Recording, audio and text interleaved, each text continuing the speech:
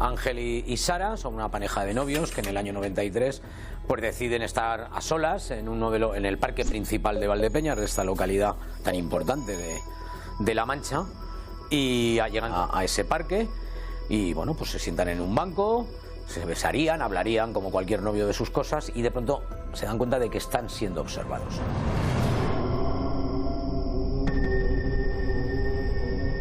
Total, que comienza a cambiar de ubicación, pero dentro del parque siempre, de un banco al otro, hasta que a las 11, cuando ya deciden marcharse, son abordados por un hombre, un varón, que les roba.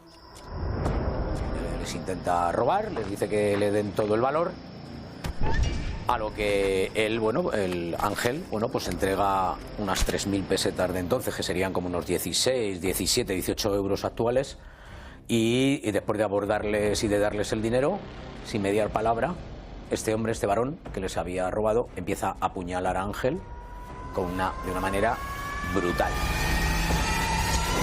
7, 8 puñaladas en zonas vitales y acaba con la vida de él automáticamente.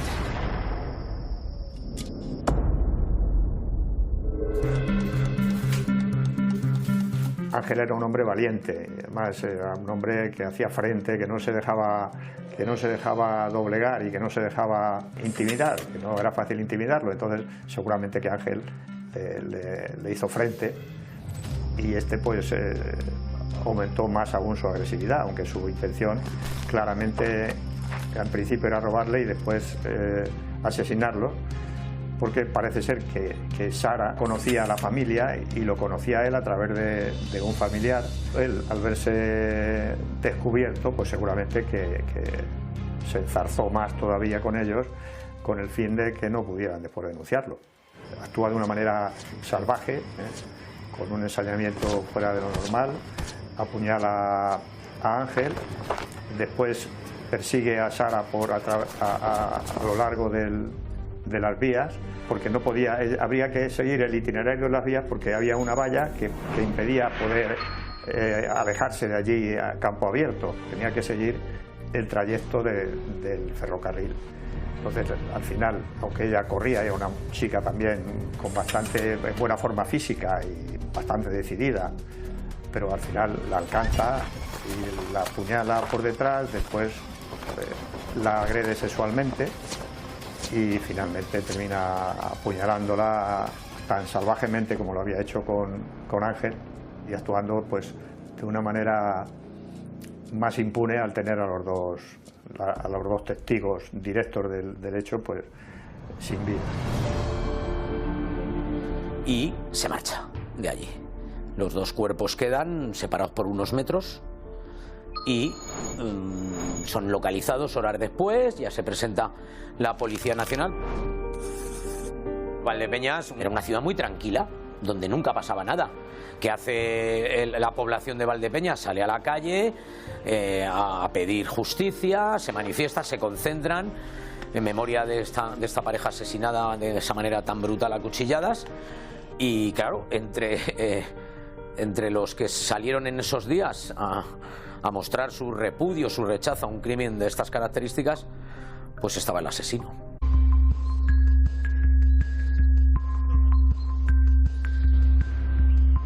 El conocimiento de los hechos se produce al día siguiente. Esa noche resulta extraño que Ángel y Sara, que son dos personas muy ordenadas, siempre acuden a su hora, no hayan regresado a casa. Por eso la preocupación de los padres es mucho mayor.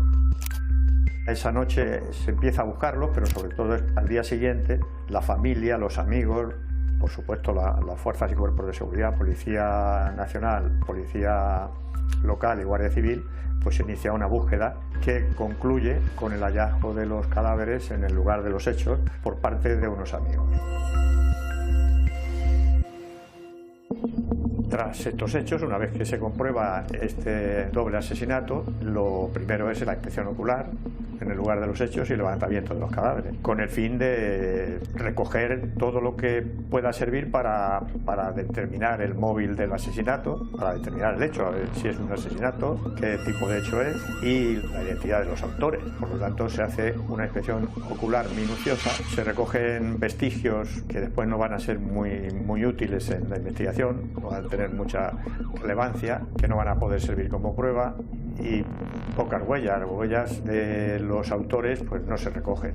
Es un sitio despoblado, no hay superficies aptas para poder recoger huellas dactilares, las manchas de sangre que se recogen son de las víctimas, la investigación se presume complicada.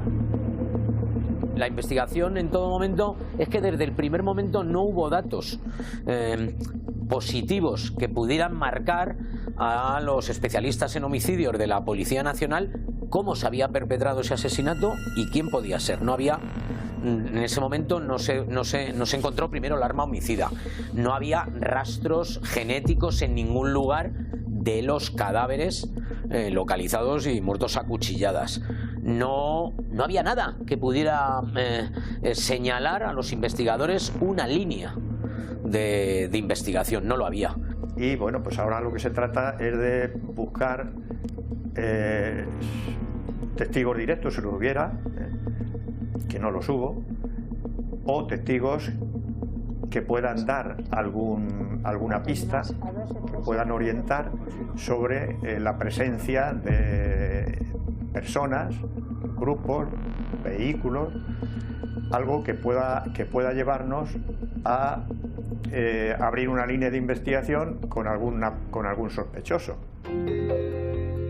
No tengo palabras para expresar el dolor porque ya se me han terminado. No sé si justicia no habrá ni ahora ni nunca. Y ahí pues es cuando aparecen varios testigos anónimos. Una de ellas dice haber visto un vehículo con una matrícula que coincide con unos individuos de la provincia de Toledo, delincuentes, y que se comprueba efectivamente que han estado allí en Valdepeñas y pudieran cometer el crimen. Pero a pesar de que se hace una investigación minuciosa, no da ningún resultado. Recordando un poco como ciudadano de una ciudad como Valdepeñas, llega a esta situación y te sientes mal. Además, donde se produjo, fuera en un parque muy importante para nosotros, para pasear y para hacer, en las vías, cerca de las vías del tren. Era algo que no lo podías entender. ¿Cómo era posible que dos criaturas, dos personas jóvenes, las matan y aparecen muertas en una madrugada? ¿Cómo es posible eso? ¿Cómo se puede producir? ¿Quién ha sido capaz de cometer una felonía de esa categoría? No lo entiendes. La ciudad se sentía insegura, mal, no sabía qué es lo que había ocurrido y quién podía ser y quién podía alterar el orden y la convivencia en una ciudad como Valdepeñas. Nos sentíamos muy mal. Me dice, mamá, ¿no te parece que Sara tarda ya demasiado para lo que es ella? Y yo, por disimular, le digo, se habrá entretenido con alguien, y eso se quedó así. Lógicamente es un suceso aterrador y muy impactante para la ciudad y para la provincia y para España, pero sobre todo para Valdepeñas no hay palabra para definirlo, porque realmente es un hecho que no tiene explicación. De hacer un asesinato de esas características y en esas personas, dos personas inocentes, normales, buenas, sin otro objetivo que el de apropiarse del poco dinero que tenían, es que los familiares no podían comprender que sus hijos tuvieran enemigos. Eran tan buenos que no tenían enemigos, o sea, que no había posibilidad de que alguien hubiese premeditado ese crimen tan horrendo, ¿no? El asesino, transcurridos 5 días del crimen y de esas movilizaciones de la sociedad de Valdepeñas, se siente presionado y coge y se marcha. ¿A dónde se marcha? Se marcha a las Islas Canarias. Y en las Islas Canarias está por espacio de 5 años allí. Nunca en esos 5 años la policía localizó ningún indicio, ninguna prueba que pudiera señalarle a él o a otro ciudadano de Valdepeñas.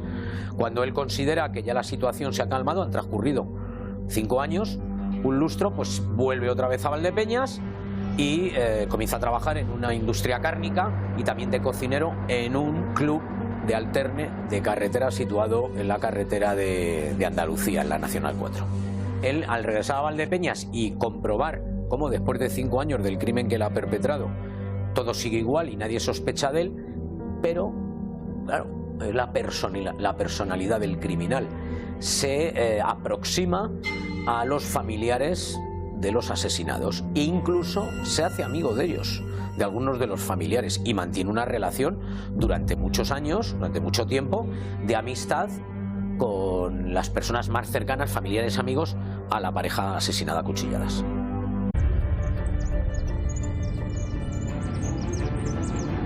El 25 de junio de 1998, el asesino vuelve a matar.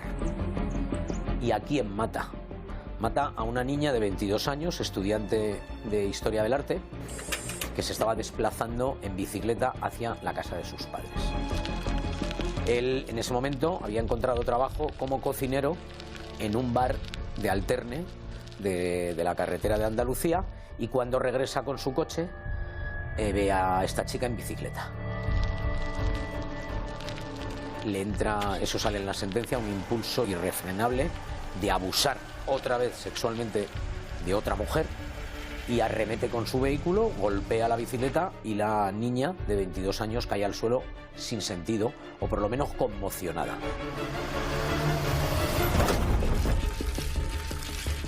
De tal modo que él paró el coche en el arcén, recoge el cuerpo de la chica, que estaba viva, la introduce en posición fetal en el maletero de su vehículo y la lleva a un paraje cercano de Valdepeñas, dentro del término municipal, que está repleto de pozos de agua y de simas. Y allí la saca del coche y la lleva a una especie como de casa de labranza. Y ella, ya muy dolorida pero consciente, pues asiste a lo que es un ataque sexual, la viola repetidas veces, la estrangula, pero ella ejerce, a pesar de las lesiones que tiene del impacto, tal resistencia al estrangulamiento que él entra en ira, la golpea repetidas veces, la da una paliza tremenda y la termina estrangulando, quitándole los cordones de las zapatillas de deporte y estrangulándola con esos cordones. Cuando ve que ella ya deja de respirar, que está muerta, recoge el cadáver de ella y lo tira en uno de los pozos. Y allí dejó el cuerpo y regresó a su domicilio y fue capaz de estar con sus hijas y con su mujer como si no hubiera pasado nada.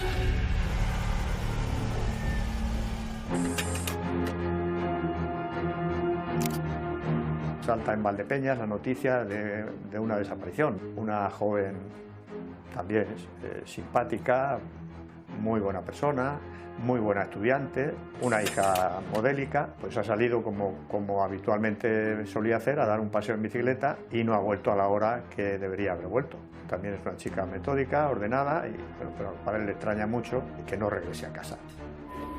Pues es que ahora mismo no se me ocurre nada. Pues sí. Bueno, de momento una buena noche vieja y después ya lo pensaré, ¿no? En aquellos momentos lo que se pensaba es que no se sabía si se había ido de casa, si había ocurrido, algún coche había parado y se la había llevado, si había ido y había continuado su camino y se había ido pues, buscando otra situación o otra vivencia. Nadie sabíamos qué ocurría en su casa y que no. Los padres decían que todo estaba bien, pero en un momento determinado desaparece y nadie sabe qué es lo que ha pasado. Pasa la noche, y al día siguiente, como no ha acudido, empieza la búsqueda.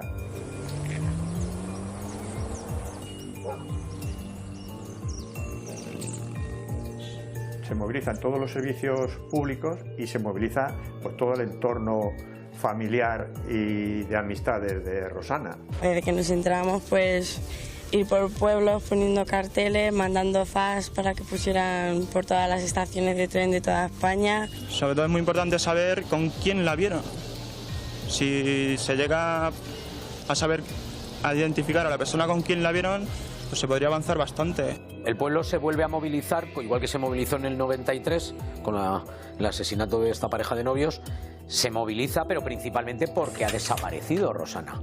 Entonces son infinidad de concentraciones en la plaza principal de la localidad, se cuelgan pasquines como desaparecida por las calles de la ciudad. Hay una respuesta vecinal y social de los habitantes de Valdepeñas, vamos, impresionante, que ya les volvía a recordar lo que había pasado 5 años antes, aunque aquí no se podía decir todavía que esta chica había sido asesinada. Que no vuelva a ocurrir lo que ocurrió hace 5 años en esta ciudad y que se perdió de alguna manera la pista porque alguien no dio la información que tenía que darla.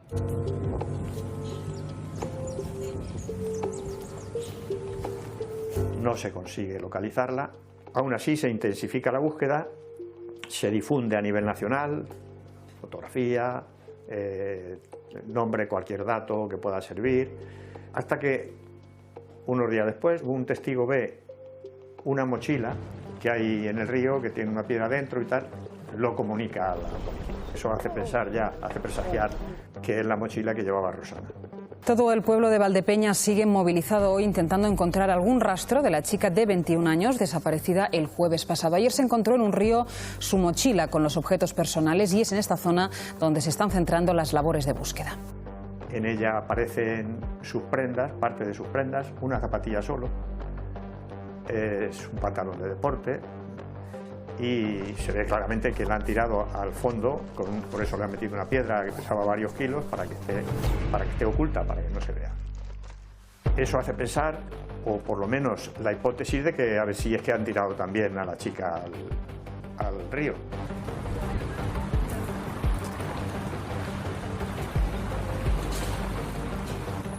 El río, ya digo, se rastrea minuciosamente, pero no hay ningún resultado. Cuando fue media hora después de lo que tenía previsto venir, yo supe que a mi hija le había pasado algo. Bueno, van pasando los días y el Ministerio del Interior abre un teléfono para que si hay testigos o alguien que ha visto a Rosana por cualquier lugar de España o de fuera de España, lo comunique y además ofrece una recompensa por ello. Mientras tanto, se intensifica la búsqueda. Valdepeñas es un panal de pozos, hay miles de pozos, de norias, además de difícil acceso. Pues se miran prácticamente todos. No se puede hacer más, no se podía hacer más. Todo lo que íbamos viendo que podía tener relación o que podía acercarnos al esclarecimiento del hecho, se hacía. Durante todos esos 5 años la policía realiza una labor, como en el primero de los casos, exhaustiva, pero no logra encontrar indicios que señalen a nadie como el responsable en un primer momento de una desaparición forzada de esta chica, de Rosana, 22 años, como posteriormente responsable de un posible homicidio, por el estado en el que se encuentran esas ropas.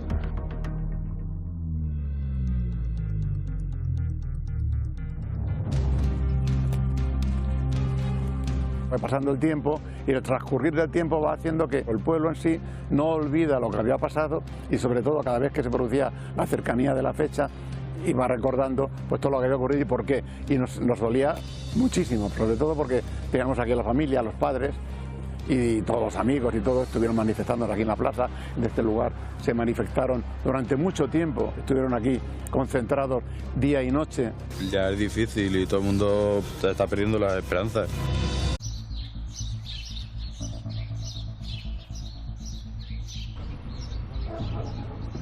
El asesino iba todos los días a trabajar, no levantaba sospechas, era un padre modélico de puertas para afuera, luego de puertas para adentro. Lo que pasaba en ese matrimonio era otra cosa, y es que la mujer era objeto de malos tratos, de palizas.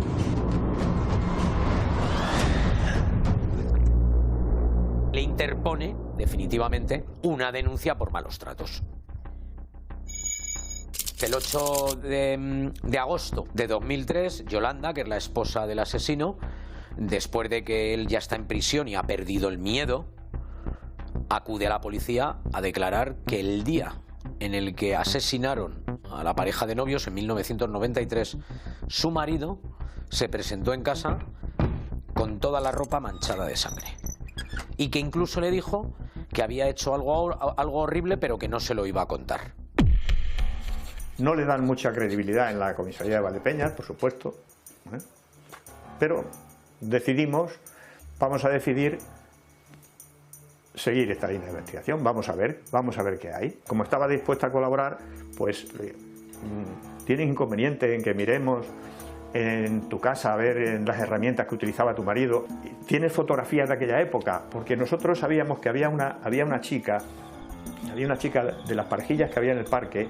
Una de ellas nos dijo: esa persona que estaba por allí merodeando y que podía ser el autor, esa persona se parecía mucho a fulanito de tal, y daba un nombre de Valdepeñas, y en un álbum aparece una fotografía hecha 2 días antes de que ocurrieran los hechos, y cuando le mostramos la fotografía a la testigo nos dice: no tengo ninguna duda, esta es la persona que estaba en el parque.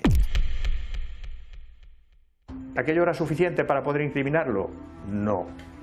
Vamos a reconstruir el hecho. ¿Por dónde solía ir desde su casa al parque? ¿Qué zonas solía visitar? Llegamos a una casa, la Casa Ratón, que se llamaba, era una huerta vallada, pero él iba ahí. Y entonces dijimos: ¿por qué no miramos en este pozo?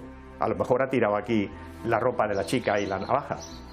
Nos ponemos en contacto con el Grupo Especial de Operaciones, con el GEO, y hacen una incursión en el pozo, los buzos entran en el pozo y nos sacan todo lo que hay.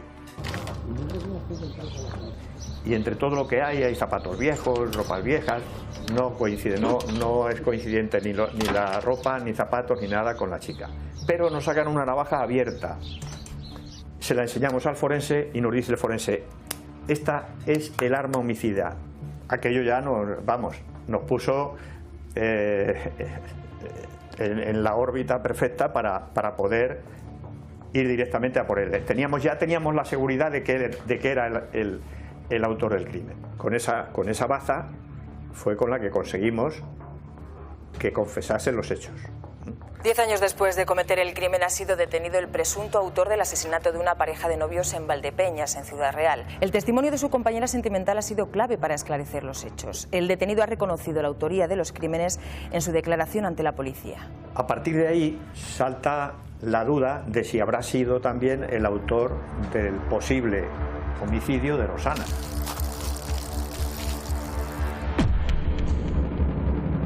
Ahí teníamos una baza importante, que era un perfil genético del posible autor. En los restos encontrados en la mochila había un perfil genético de varón.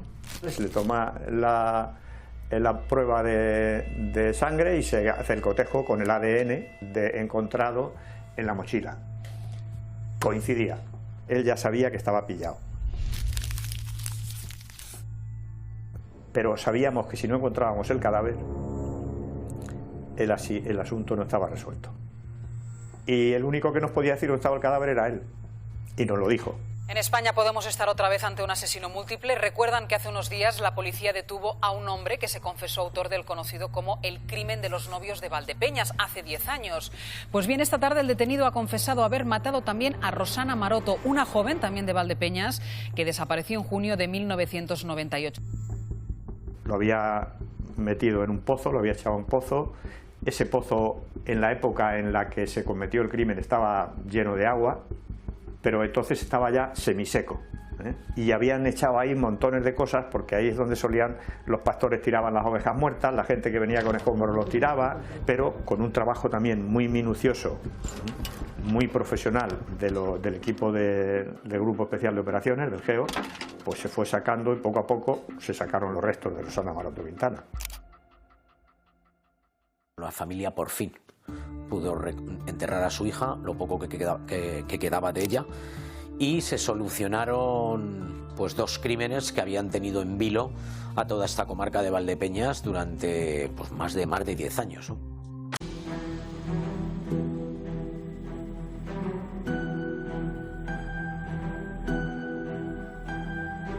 El informe forense dice que que tiene una desviación social, que él sabía lo que hacía en todo momento y lo que quería hacer.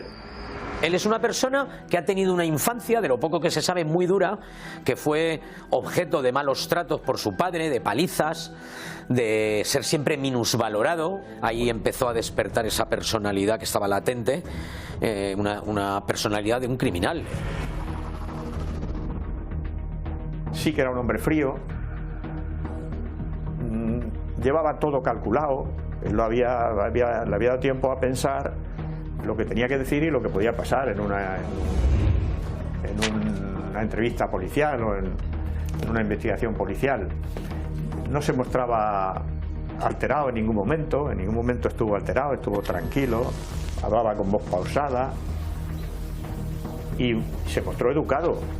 O sea, en ningún momento mostró mala educación con la policía, fruto de esa frialdad, de ese cálculo que tenía, de eso que él había estado calculando para evitar o para poder salir airoso ante cualquier acusación o cualquier interrogatorio policial.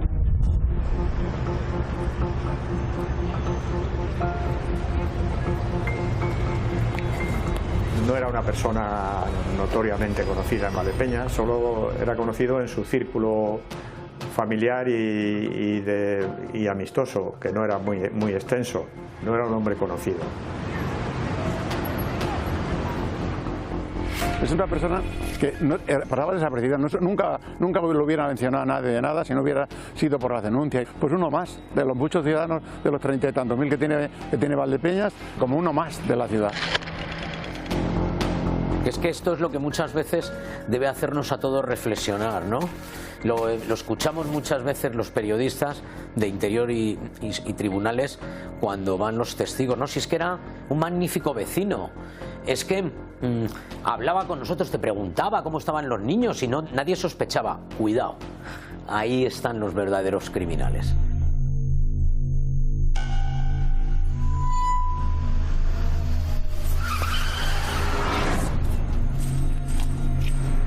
Pues el asesino era de este tipo. Era una persona casada con 2 hijas que agredía a su mujer sistemáticamente, pero dentro del ámbito familiar, fuera, no terminó estudios, pero se ganaba la vida como carnicero y como cocinero. Y estaba absolutamente socializado. Nadie de los que le rodeaban, ni los compañeros de trabajo, podía hacer una crítica de este cariz en cuanto a su capacidad de ser un criminal. Nadie lo hubiera pensado.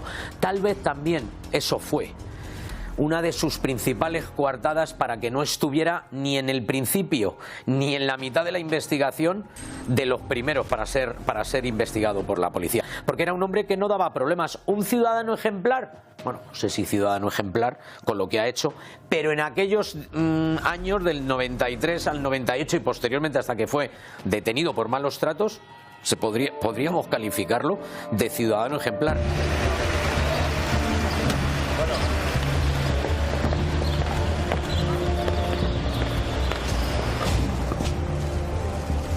El primer juicio, el de la pareja de novios, comienza el 5 y el 6 de abril de 2005 y el 7 y el 8 el juicio del crimen de la niña de 22 años.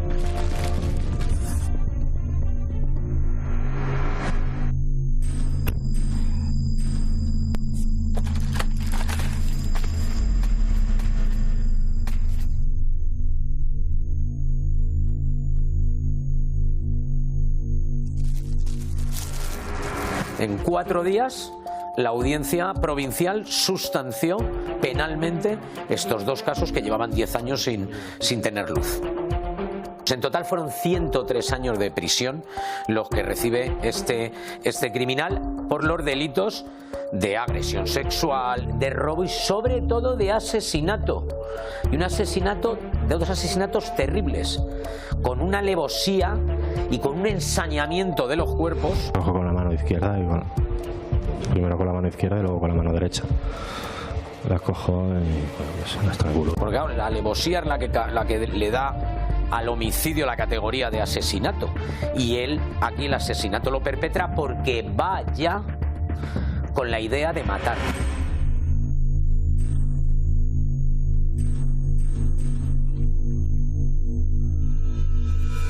Y bueno, pues aprieto sin control, aprieto con muchísima fuerza. Él sigue aislado en prisión y seguirá aislado porque la ley de la cárcel le tiene en el objetivo. En el momento que este hombre pase a un patio con otros presos, es cuestión de días, si no de horas, que sea liquidado por sus propios compañeros de prisión.